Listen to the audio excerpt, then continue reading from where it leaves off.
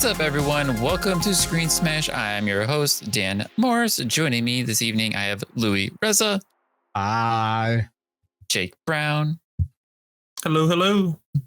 And from the cold Africa, Southern Hemisphere, Nick McKay. Hi. Welcome to Screen Smash, the video game podcast. Tonight, we're going to talk about the sad case of Overwatch 2, some predictions about the PlayStation Showcase that we're getting this week, as well as the Star Wars Kotor Remake may not be happening. And then I want to end the show on a little bit of love for Zelda Tears of the Kingdom, because holy crap, that I want to talk about that game 2 weeks ago and we didn't, so I got sad. But we're going to get to talk about it this week.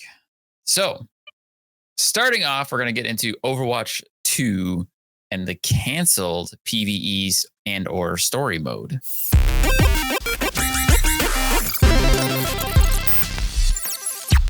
Louis, how do you feel about this? Well, I am, I, to be honest, forgot that was a thing. And then I was reminded when I heard that it was canceled, and then I immediately remembered why I was happy and got sad because of it. And that, you know, I mean, okay, here's the thing. Anytime I see a property that fucking killed it in the first part, and all they did was focus on the, you know, the PvP and the PvP and all of that kind of stuff, I just, and it's like, you know, like, God, man, it sounds like it would have like a really good, you know, story and a really good first person or a single player.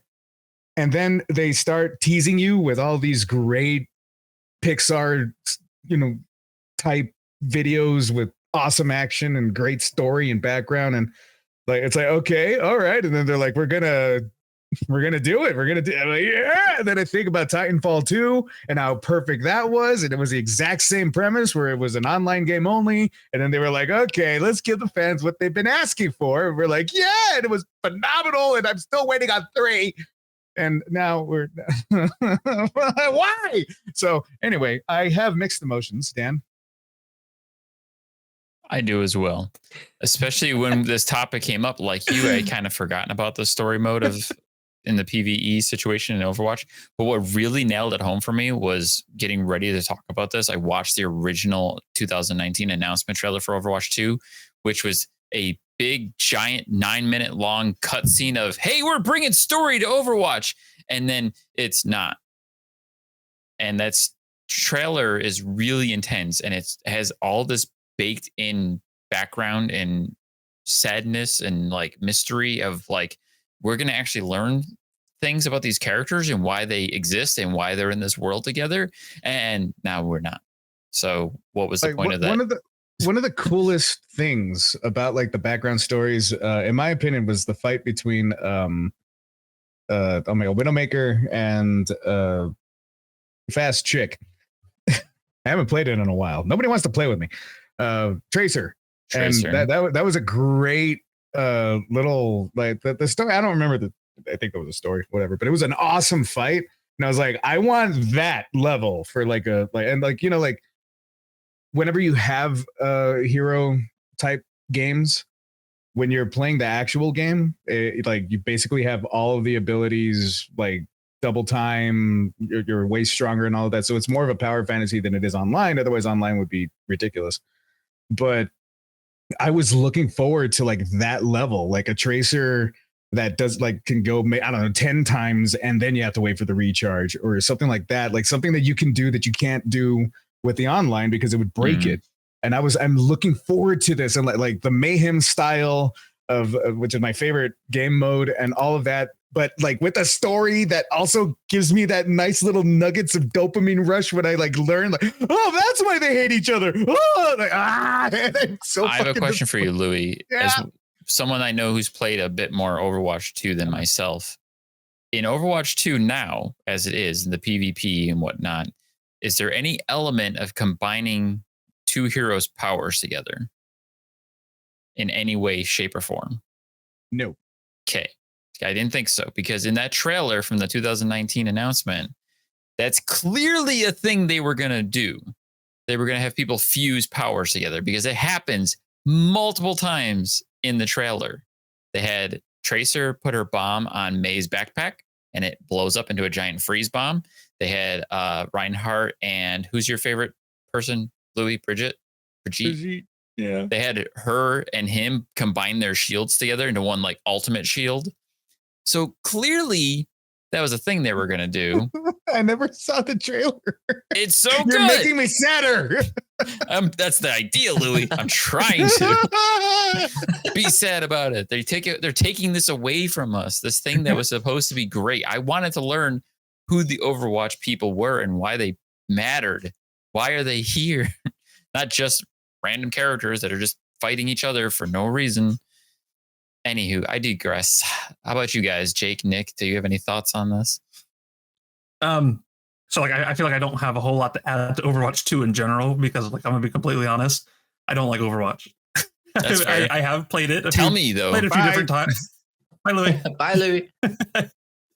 I played it a few different times. It's just I couldn't get into it. But like the thing that irks me the most is like we don't need an Overwatch 2.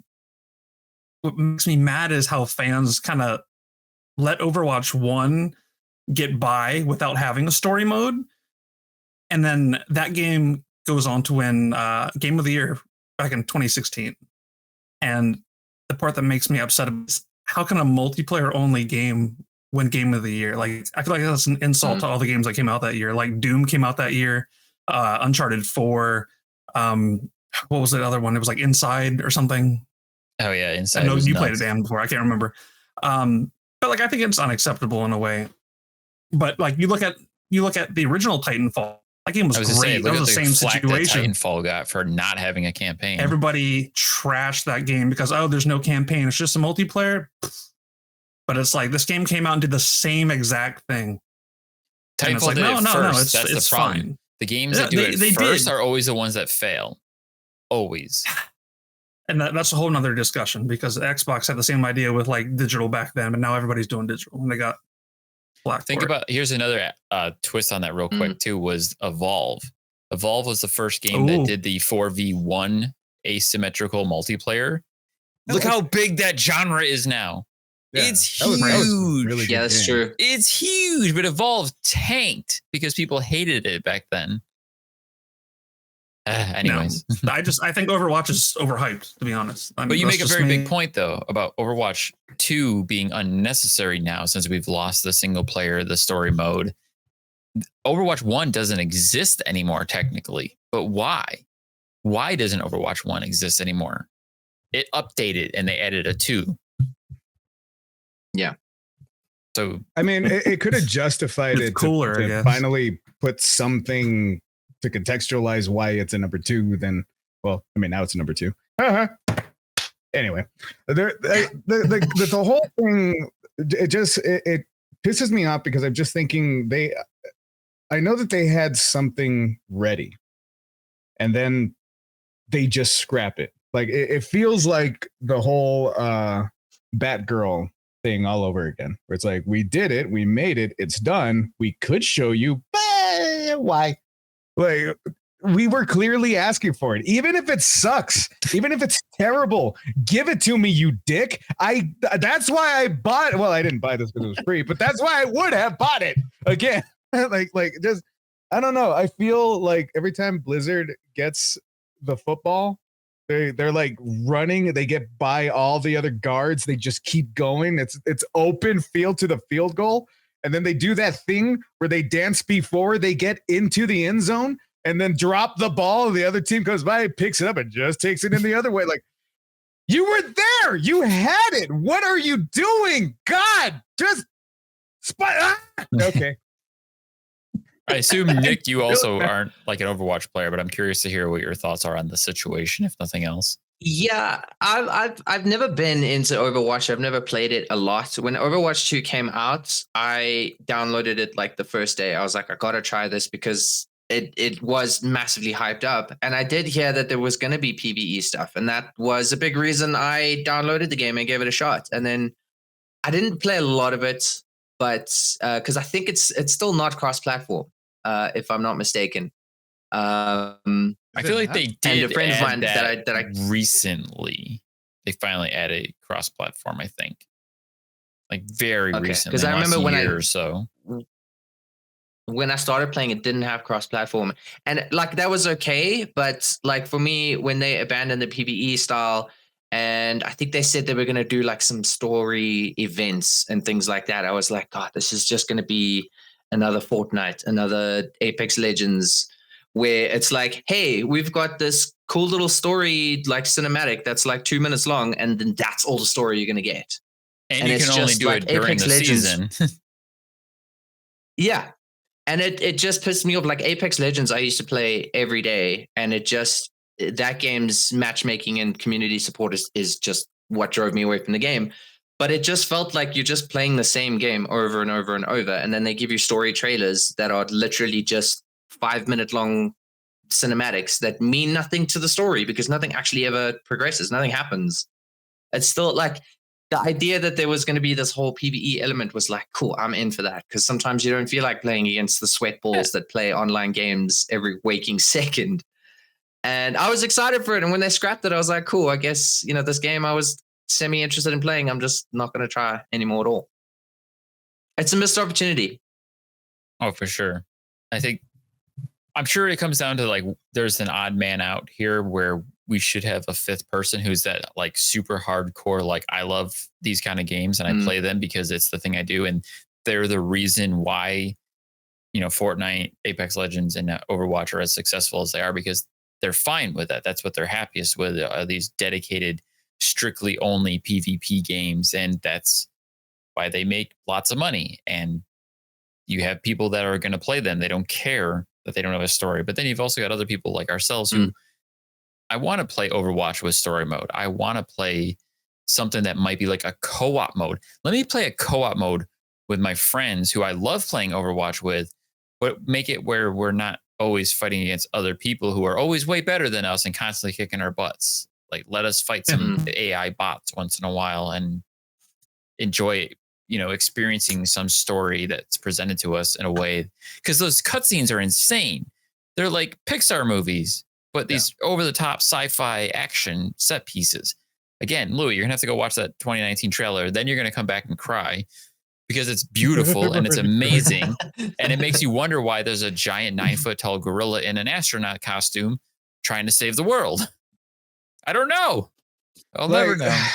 I have this. We'll never know. I don't know what it is. I honestly don't understand why these big studios that have cemented themselves as these end all be all greats when it comes to games. I guess they just kind of go, you know what? We already did it. We don't have to do it again. Like Konami has done that several times. Every once in a while, Rockstar, even Valve. They refuse to do threes. What the fuck, Valve? Like, guys, they do this incredible stuff that just doesn't go anywhere, and it pisses me off every single time because, like, you already cemented your names as this is a great game. This has great gameplay. This is going to be something huge. We have all of the people that do Call of Duties and all that stuff because when you don't want to do, drop in and try to be the last one surviving, I don't know why I'm getting all this. I'm really passionate. You don't want to do the battle royale. This is something that you could take your mind off of away from that. And then there's those multiple game modes. We have kind of an inkling of what it would have been like when they have those like the Dr. Finkelstein or whatever during Halloween, where it's like you and 4 people have to it's a small little story that you have to make it to the next objective. Like that's a very close rendering, I think, of what the single player would have felt like. And it's awesome. It's great. It's challenging. Everybody plays it when it's on. Like you never have to wait in the lobby because it's like, all right, let's go. Because everyone wants to play it. It was going to work. Why did they pull it? I don't know because I don't do the research and don't at me. But I don't know why it didn't work. And I'm mad and I want to be mad and feel things. Yep. And it sucks. And with that, we're going to move on to the upcoming PlayStation Showcase, which is happening 2 days from now.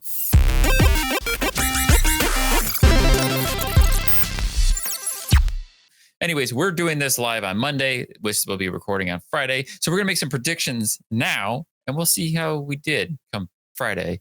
But I want to segue into this more with a bit about a game that was announced at the PlayStation Showcase 2 years ago, and it's apparently not going to happen. That is the Star Wars Knights of the Republic remake, which when it was announced, I didn't think it was going to happen either.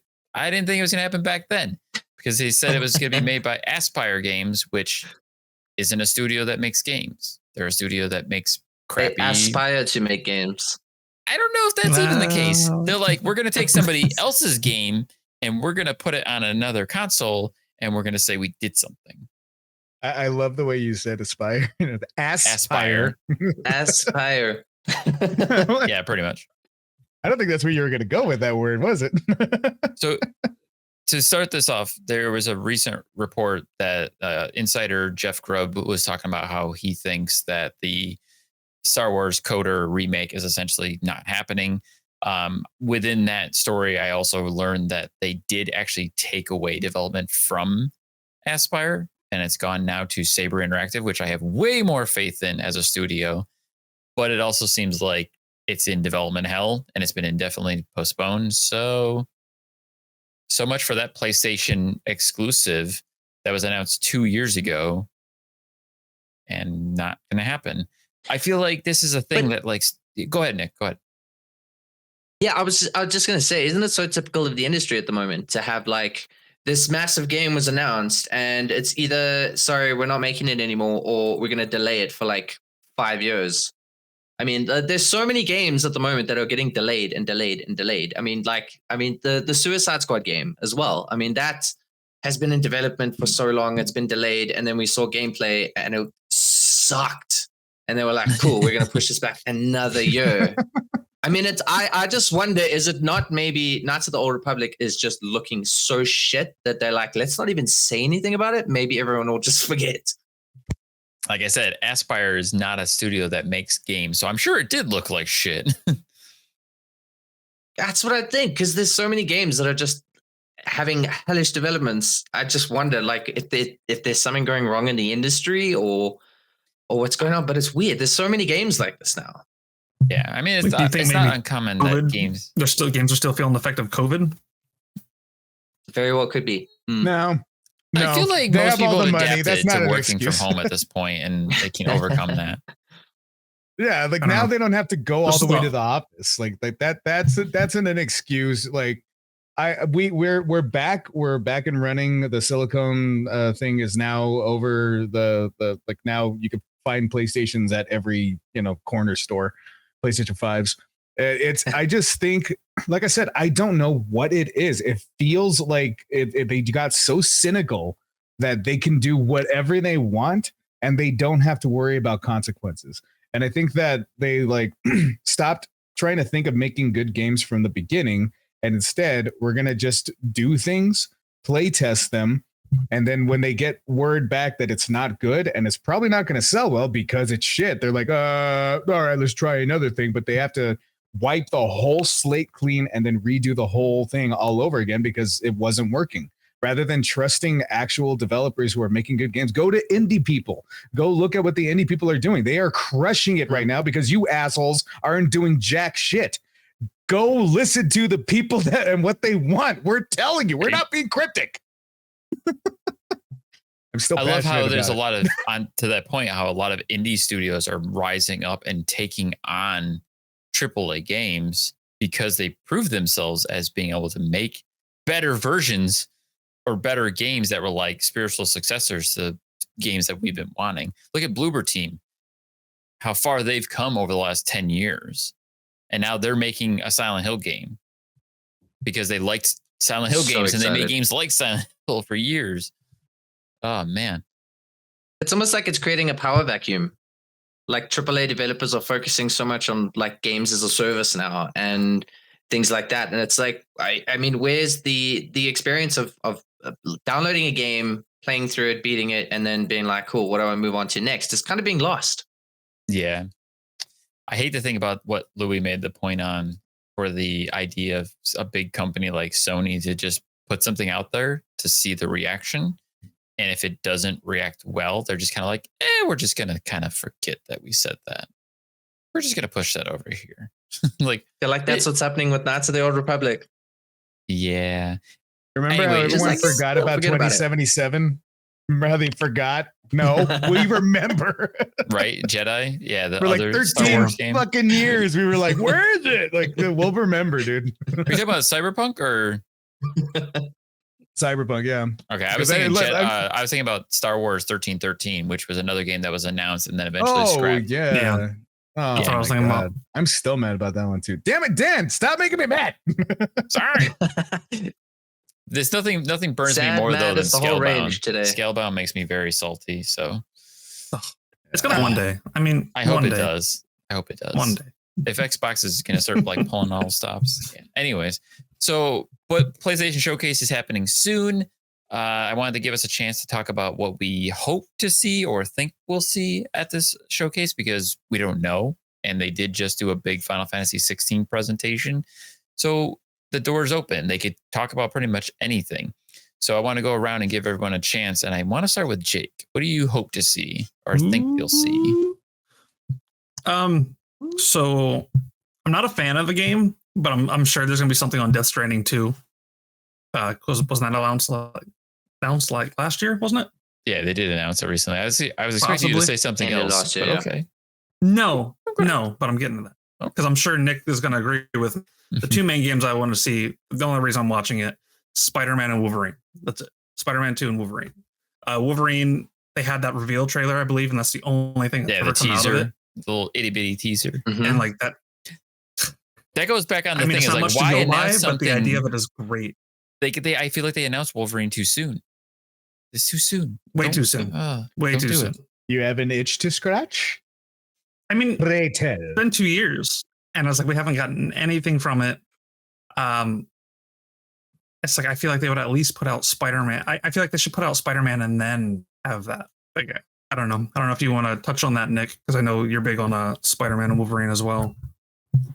Yeah, I'm excited for the whole showcase. I'm a big PlayStation fan myself, so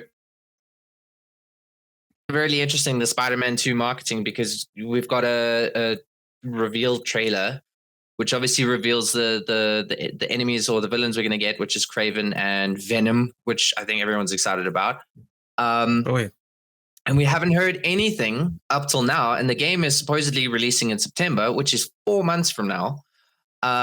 So I'm just hoping it's not going to be one of these games where they're like, sorry, we need to work on it some more and it's going to get delayed. So that would absolutely break my heart. As long if it does like a Suicide Squad in 2 days saying, yeah, no, they do like, hey, here's the announcement for Spider-Man 2. We're delaying it. It's coming out in 2032 or something. Like it would just crush me. But I do think that they're on track. I mean, Insomniac Games have not said anything about them having any kind of trouble or anything like that. I think it's way too late for them to now announce that there's trouble. I think that would be pretty controversial. But I think we'll see like a cinematic trailer. I think we were talking about this earlier. I think we'll see a cinematic trailer for Spider-Man 2. I don't think we'll see any gameplay yet. And I'm hoping it's a prediction that I do think will hold up. I think we will see some kind of teaser-ish trailer for Wolverine. I would like them to at least give us a little bit more. I mean, to announce it like years ago and have said nothing about it since is a bit crazy. Especially because I think, if I remember correctly, Wolverine and Spider-Man 2 were announced together. I think it was a state of play. Yeah, I think so. And they were announced right at the same time. So to kind of stay with that, I think they'll do both. But it'd be really interesting to see what else is announced. I think Death Stranding 2 should definitely make an appearance. Final Fantasy could potentially, although like Dan was saying, they have already kind of done stuff on that. But I think that's what Sony are going to do. Something else I'm predicting to see is that we're going to see a lot of like indie game developer talk. I think they're going to either announce a lot of little indie games or they're going to have a showcase of what indie games, because PlayStation's doing some great work at the moment with indie games. And a lot of indie game developers that are within the umbrella of Sony, because Xbox has always had that kind of that niche of indie game developers ever since like Xbox Live Arcade. Mm-hmm. And Sony's never really done anything with it, but they've gotten a lot better with that. So I think that we'll see a big indie game showcase, as it were, and then some of the bigger games. So if there's no Spider-Man 2, I'll rage quit. We riot. It's a shame. But man, all right. We So like riot. the one thing I want, if anything, if we don't get a Spider-Man like trailer or gameplay or whatever, I think we should get gameplay. To be honest, if it's like 5 months out, we need gameplay. They need more freaking screenshots than like the 3 or 4 ones that keep circling the internet for like 2 years. I'm so sick of seeing them, man. And there's so much fan-made stuff that it's like, oh, hey, check, this is from the game, and it's like leaked, but it's You said like, you would it's all rage quit, but like you gotta things. understand how much it breaks my heart to see Insomniac Games tweeting about Sunset Overdrive the other day. Like, man, yeah, I saw it's that. like get out of here, Insomniac, get out of here. Like nobody gave a shit about the game when it came out. Like why? No. I did. I love the shit out of Sunset Overdrive. It's an amazing game, and I was super pumped to have an Insomniac like Xbox exclusive. And now it's like all these people come out like, bring it to PlayStation. Like, why couldn't you play it before? I don't know. Anyways, Louis, what do you think is going to be on the showcase? I want to see something that's going to wow me. I don't know because I haven't even looked at PlayStation for a long time. I've been playing my PS4, but I haven't seen anything where I'm like, I need this on PS5. I go to PC and I just wait. I don't know what the exclusives would be. I don't know what I've fallen completely from grace on that. That's why I'm like, I don't really know. I don't have an answer because I don't think of anything that goes, I want to see this on PlayStation. I'd rather see it on my PC at this point. I don't have an answer because they haven't done anything to wow me. If I hear, you got to check this out, this is the game that's going to be 5 years into the PS5's goddamn life. This is the one. I'll be like, all right, I got to get one now. I have no reason to get a PlayStation 5 is what I'm saying. Wow me. But Give I me mean, something. what's the thing with the PlayStation 5 now as well? We're seeing so many exclusives being released on PC as well. I mean, we saw Uncharted, the Thieves Collection, got a PC remaster. Spider-Man got a PC remaster. Returnal got a PC remaster. So there's so many games that are actually coming out on PC. I kind of hate it because it's like, no, but those are exclusives, but it's also kind of opens that door for people, you know? I mean, like you've got a PC already, you don't want to spend the money. That's hard PlayStation mindset too. PlayStation fans have a really hard time accepting their games being on PC as well. Like, why is that a bad thing? Why is that? I used to, well, you know, like what Nick is saying, it used to piss me off because I was like, oh, but this is my game. This is like, I bought the PlayStation, therefore I'm the one who gets to enjoy this. It's kind of like the Halo with Xbox. And I see everybody's point as well. Like it's good to not have to bogart all of that. But now that I finally have a Switch, the biggest problem that I have with Nintendo is that they refuse to bring the prices down. Yeah. Like I get it. You want to help out the producers and all of that. You want to give as much money to the thing that rightfully it deserves to have. But at least like 50% off 10 years down the road. The only reason why now you can get Breath of the Wild for $50 is because the new one came out. And it's like, well, not a whole lot of people are going to go to this one. And that's such a skeevy goddamn thing to do. But I can understand it. And if I want to play any Legend of Zelda, I have to own Nintendo. It sucks, but I kind of get it. And it worked. It took me 20 years, but I got the Switch and now I'm enjoying the hell out of all these games. So does it work? Does it not work? Should they, shouldn't they? Returnal was the closest thing that I thought I have to get a PS5 to get this one. And now it's like, well, it's going to, okay, I can wait. Yeah. Well, to finish up on this, like the one thing that I'm going to put out there, I'm going to say this for all of you diehard fans who do these predictions every single time. I'm going to go ahead and say, I hope to get some Bloodborne. I don't think we're going to get Bloodborne 2. It's not going to happen. Don't expect Bloodborne 2. Miyazaki doesn't make sequels, but we do have potential for either not a sequel, but a remaster and or a PC port, which as a Bloodborne fan, I'd be happy either way. Because if we get a PC port, it'll most likely include 60 FPS, which is the main thing Bloodborne fans want. But I think if I had to have anything, I'm hoping that Blue Point Studios is making a full-blown remaster in the exact same way that they did Demon's Souls. Because Demon's Souls is gorgeous. If you need a reason to get a PS5, that's one of them, Louis. Demon's Souls looks fantastic. I know you hate Soulsborns, but the game is gorgeous. It runs and plays wonderfully on the PlayStation 5. And I would be very happy to get a PS5 Bloodborne ground up remake, just like Demon's Souls. Maybe, hopefully, we'll see something with that, because Blue Point's been kind of quiet since they shipped Demon's Souls. So we'll see. But yeah, We'll never know. we'll never know until 2 days from now. Yeah. You'll never. Never. Never. All right. If people in the Lastly, future, do you know? No, we know. to close us out tonight, we're going to talk a little bit about something we've already been talking about, because Louis, and that's Zelda Tears of the Kingdom.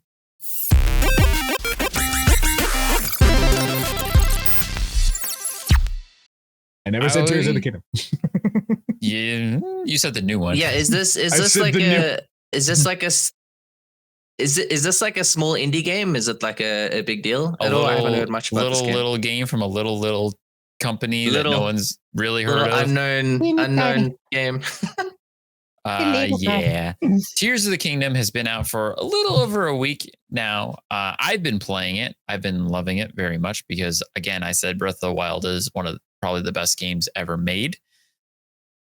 I don't want to fight the semantics on that. We don't have to argue the semantics on it. Just accept the fact that it is a game that is really well done. There's so much to love about it, whether you're into that type of game or not. But anyways, Tears of the Kingdom somehow is the same thing, but better with more. And I've been loving it, but I wanted to give you guys a chance. So I know you guys haven't personally been able to play Tears of the Kingdom, but I assume you've consumed some Tears of the Kingdom content, videos, what have you. Let's give me a little bit of what you've taken in from what you've seen or heard so far. Why don't you start us off, Nick? Well, it might be an interesting perspective because, I mean, we were talking about the exclusives on games and things like that. I personally have never owned a Nintendo console. So I've never played and you've never played a Legend of Zelda game. Yeah. I've never played a Zelda game. I've watched videos because, everyone talks about Ocarina of Time as one of the greatest video games ever made. And of course, I was interested. I was like, I got to check this out. And I watched, gameplay footage, and I've seen some Let's Players play it, and it looks really cool. Then I've seen Breath of the Wild, and it genuinely does look like an incredible video game. I'm really I'd love to get a Switch or something and try and play through like some of the Zelda games, but I would not know where to start. I think probably Honestly, have to come to Louis for like some advice. Well, here's the thing. As someone who's played every Zelda game, it doesn't matter. That's the beauty of Zelda. They're interconnected, but not in a way that you have to play them in any specific order. They are all standalone adventures that nod at one another in very interesting ways. And I could spend all. I would love to. This is what I wanted to talk about originally, because I wanted to do an entire Zelda episode that we didn't get to do. I could have talked about that for an hour straight. Yeah, I would love to try them. I mean, as hyped up as they are as games, they generally do look like really good video games. And as a person who doesn't have a Switch, I can't play the game. My feed lately on social media has been just Zelda. Like, I think IGN, if you go look at IGN's Instagram feed, like if you go into the profile, I swear, like their last 20 posts have just been Zelda. And it's like, oh, you can do this. Oh, someone's already beat the game in under 6 hours or something. In 3 days. No way. Serious? Yeah. That is insane. Yeah. For a game? Yeah. Don't judge me, because I know that the Switch two. is like this. I mean, the Switch is one of the best-selling consoles now, so like I can understand that there's a number of the number of people out there that have a Switch is already quite high, and obviously this is one of the most hyped up games. It's probably a game of the year guarantee already. It's probably locked in at this point. Yeah, I think that's a safe bet. Yeah, so I'll say, I mean, my exposure to it is I definitely have to play it at some point, and will, but. I just bought a PS5, so I'm not getting a Switch anytime soon. I mean, I could try to easily do like what's the best Zelda games to try to get into based on like your situation, and like we could talk offline and do like I'll give you some recommendations depending on what you want to do to get a hold of certain games, because therein lies the problem of Some games are only available on certain platforms, on certain consoles. Do you have those consoles? Can you get those consoles? Or you emulate them? You play them on your computer with an emulator, which isn't exactly legal. That's what I was thinking, yeah. But it's a way to do it. So We won't tell no one. Borderline. I always try to tell people, buy, even if you have to buy the console, if you have to wait a little bit, I think that's so much better than doing that illegally. Play the illegal games that you can't get anymore. Do that all you want, but don't illegal do games that you can get that are in the store right now. I don't know if that said word good, because like then you're that's gonna make it harder to get those other ones. Like Nintendo is pretty notorious for being bastards when it comes to emulating anything. If they find out, they will come after you. And they go after people who make like offshoots, like they make like unofficial versions of their games. So they're like, no, you can't do that. How dare you? This guy's name is Lunk, and he's going after Princess Tilda. Like the copyright. Like, what if it was Zink and Lelda? No, Zink and Lelda. Way too close. I'm just picturing this version of Link called Lunk. Oh, that would be hilarious. Like this massive barbarian, like, I'm here to save you. He's holding the blade and hitting you with the hilt.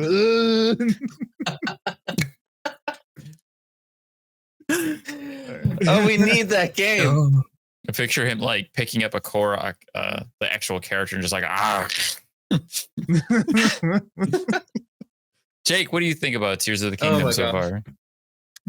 Okay, so I'm gonna go back to Breath of the Wild because I picked that up the night it came out with the Switch.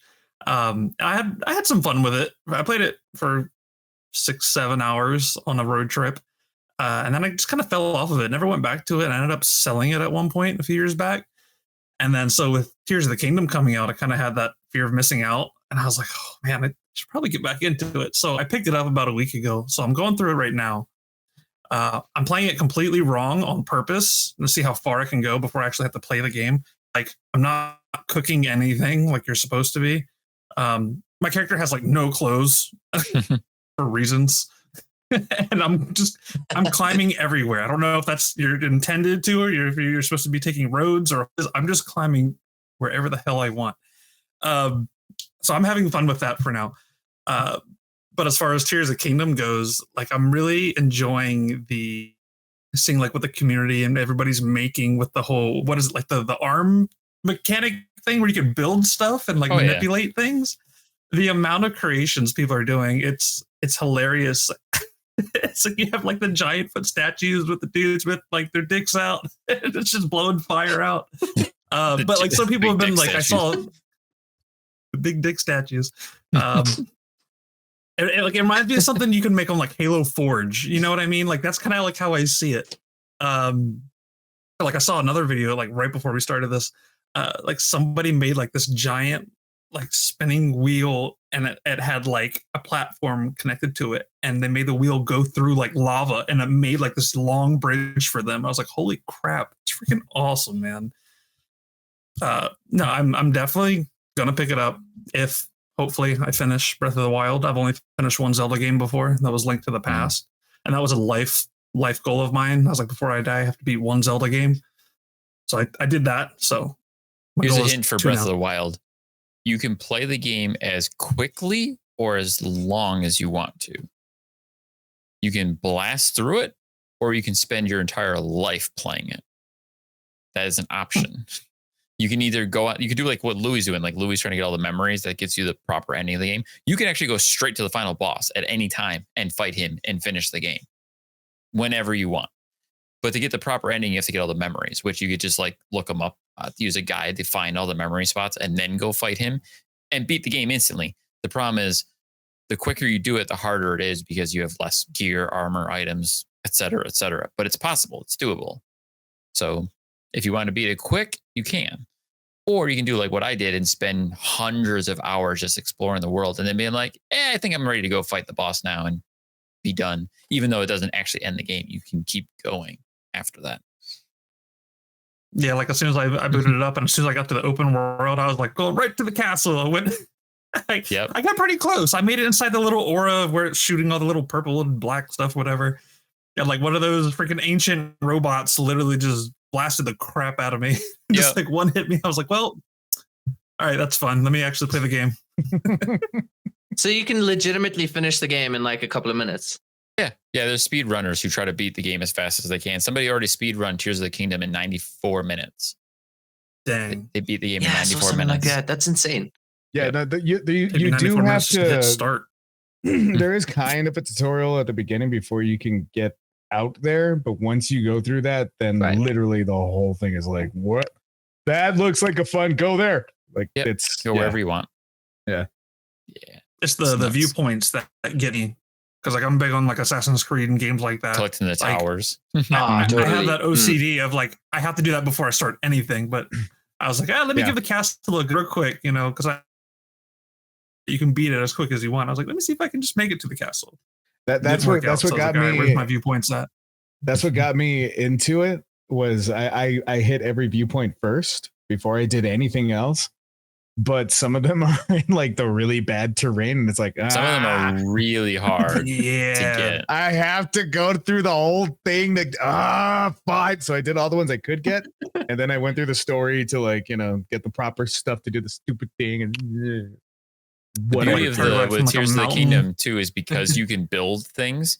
You can pretty much like, oh, I can't reach that tower. Hang on a second.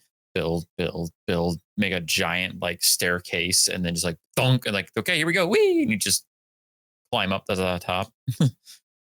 So it's like playing Fortnite now. Kind Yeah. of, but it feels way more clever. It feels way more like rewarding. I heard it kind of like if you're familiar with like the magnet from Breath of the Wild. Like It it's is. kind of It's like that. the Is that- magnet. It's pretty much the same mechanic where you can grab stuff and pick it up, and then if you put Mhm. two things close together, you can stick them. You glue them together, and you could do that kind of endlessly. I actually was when I was messing Is there around. like a cooldown or anything? Or like No, I'm you just go I'm nuts. curious how that works. I went to Death Mountain in Tears of the Kingdom the other day, and I found my first control panel, and I was like, oh, that's how you steer things. And I got on the control panel without it attached to anything, and it's just Link sitting there like he's trying to steer nothing. And I was like, woohoo! And then I'm like, I know what I'm going to do. I'm going to attach this to a rocket and see what happens, because there's little rockets that you can attach to things. So I put the control panel directly on top of the rocket, got on it. The rocket activates and just went and like shot into the sky. I had no control over it. It went out of control and then I fell. I was like, well, that didn't work. But it was I fun. always love those open world games that give you. I always love those open world games that give you like there was what was it Just Cause 4, which is a terrible video game, but I I love love Just how you Cause. could connect Oh. those little rockets to things, I love Just Cause. and like you could just like make things. I really enjoyed the open world, but the story and like it got so Played Just tedious. Cause 2 and 3. They're way better. 2 is awesome. Just They're Cause 2 is way better. amazing. Just Cause 4 was, 2 Yeah. is amazing. 2 is super good. But I love 2. those little rockets, and you just like attach them to people and Yeah. cows, and like you just make things go.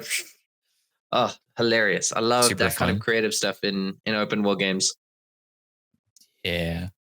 Anywho, I've been loving Tears of the Kingdom so far. I can't hate on it at all. Like, it's gorgeous. I know a lot of people are giving it crap for like poor frame rates and like not looking that good, but it's a Zelda game, and the art style is what it is. Like, it looks good. It's cell shaded. It's like playing a cartoon almost. I don't know.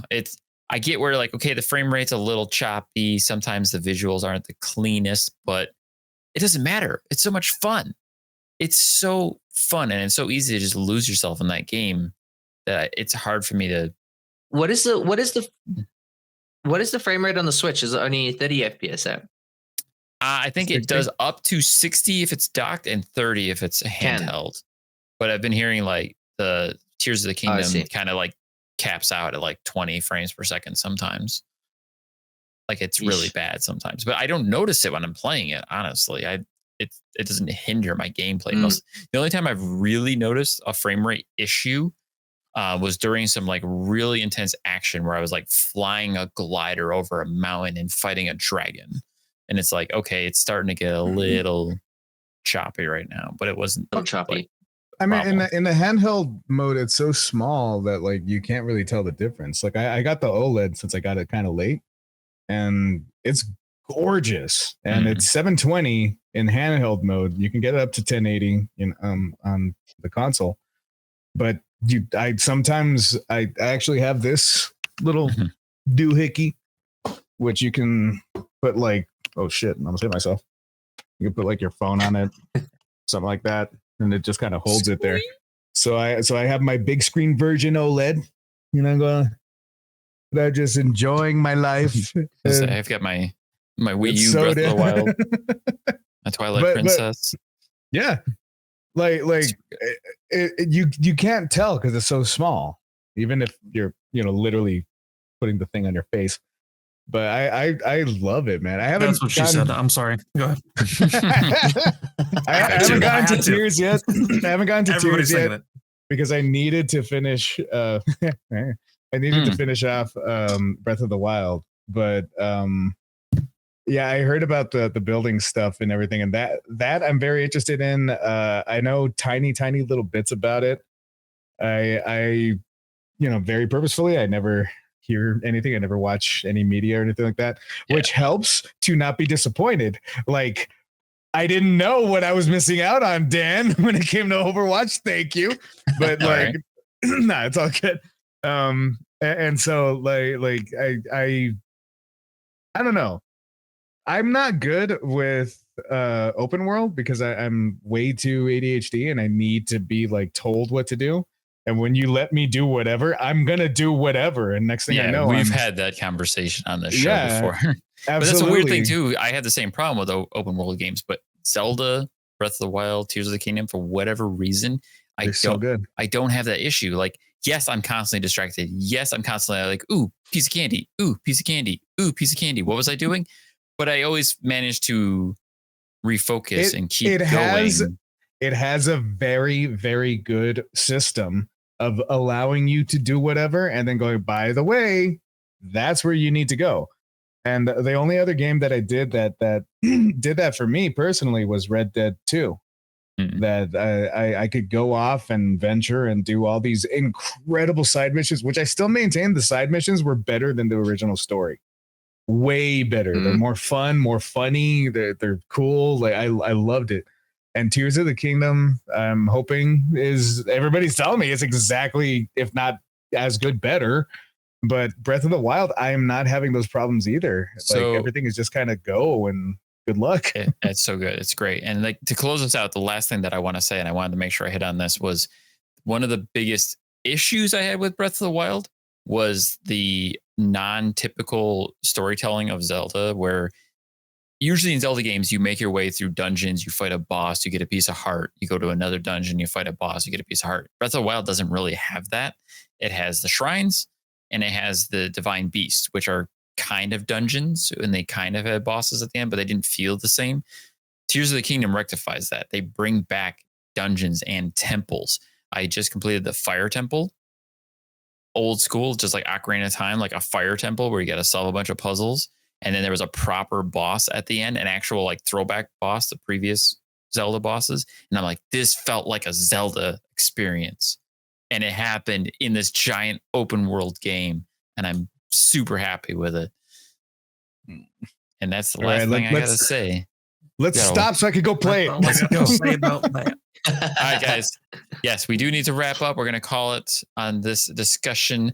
So thank you very much for joining me, Louis and Jake. And thank you, Nick, for jumping in on this conversation with us. It's always a pleasure to have you on the show, sir. Thank you for having me, guys. Don't do it, Louis. Thank you. All right, guys, that'll do it for us here at Screen Smash. We will see you all next week. So long. Bye. Bye. Peace.